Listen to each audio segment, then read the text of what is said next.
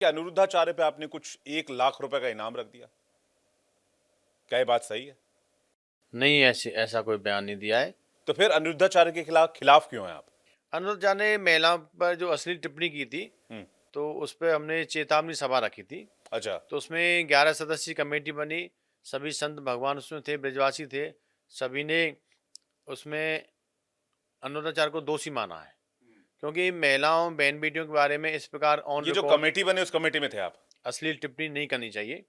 तो कमेटी ने फैसला लिया है कि अनुराचार्य को आज हमने पत्र भेजा है और मांग की है कि वो 111 कन्याओं का भोज कराए और उन कन्याओं के पैर छूकर माफ़ी माँगे, क्योंकि हमारे यहाँ सनातन धर्म में माफ़ी देना भी एक हम्म। जायज़ है।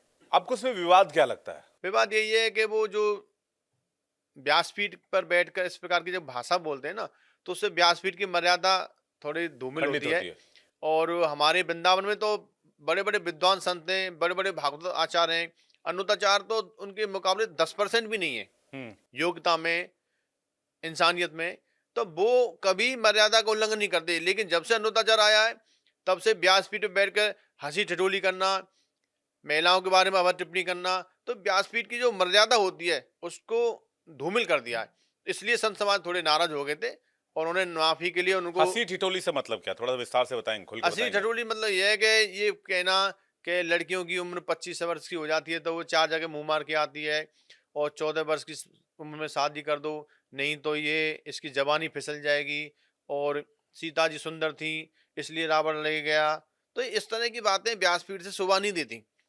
आप संत भी लिखते हो अपने आप को और संत की वाणी से इस प्रकार की यदि मर्यादा लांघी जाएगी, तो सनातन धर्म में जो लोगों की आस्था है, उन उस आस्था पे भी प्रभाव पड़ेगा। अब वो कहते हैं हम तो प्रेमानंद महाराज जी की तुलना कर रहे हैं। अरे प्रेमानंद महाराज जी ने तो एक बच्चे को जैसे अभिभावक सिखाते हैं, एक एक अध्यापक सिखाते हैं, उस प्रकार के भाषा में ही एक युवाओं को सिखाने का काम किया था। प्रेमानंद महाराज जी ने कभी अपने नाम 1 इंच जमीन नहीं कराई, कभी कोई महल नहीं बनवाया। हम्म। अनुदाचार तुलना उनसे करते हैं, लेकिन अपने लिए करोड़ों के महल बनवा रहे हैं, हजारों करोड़ की संपत्ति खरीद रहे हैं। तो प्रेमानंद महाराज की और भी तुलना करनी चाहिए। प्रेमानंद महाराज जी तो हमारे ब्रज की विभूति हैं, बड़े दिव्य संत हैं। वो तो निस्वार्थ युवाओं को सनातन धर्म की तरफ मोड़ रहे हैं, सभी युवाओं को शिक्षा दे रहे हैं कि किस प्रकार उनको माँ बाप की सेवा करनी चाहिए। वो तो स्वयं कहते हैं कि माँ बाप से बड़ा तो कोई भगवान ही नहीं है। आप मंदिर देवालय मत जाओ, किसी टोटका वाले को 1 रुपया मत चढ़ाओ, किसी पर्ची वाले को 1 रुपया मत दो। संत प्रेमानंद तो स्पष्ट कहते हैं और आप ऑन रिकॉर्ड कहते हैं, उन जैसी शिक्षा तो कोई दे भी नहीं सकता। संपूर्ण विश्व के सभी सनातनी उनको प्रणाम करते हैं। इसके गर्भ में जो बात है, जो बात प्रेमानंद जी महाराज जी ने भी जिस तरफ इशारा किया, उस मुद्दे पर आना चाहते हैं। क्या समाज मर्यादित है? क्या लोग मर्यादित हैं?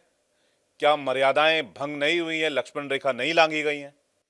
देखिए उसका भी एक तुलनात्मक अध्ययन करें तो कुछ परसेंटेज महिला ही मर्यादा को उल्लंघन कर रही हैं, लेकिन सभी महिलाएं मर्यादा में ये नहीं है कि सभी महिलाएं उल्लंघन कर रही हैं, सभी महिलाएं दूसरी पटरी पे चली गई, ऐसा नहीं है।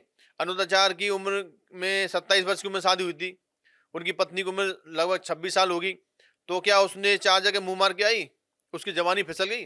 तो ऐसे अनुदाचार को बुरा लगेगा, तो ऐसे ही सभी की माँ बहन है, किसी की बेटी है, किसी की पत्नी है, किसी की माँ है, तो सभी व्यक्तियों को बुरा लगता है। इस प्रकार की भाषा का प्रयोग ना ही करें तो अच्छा है।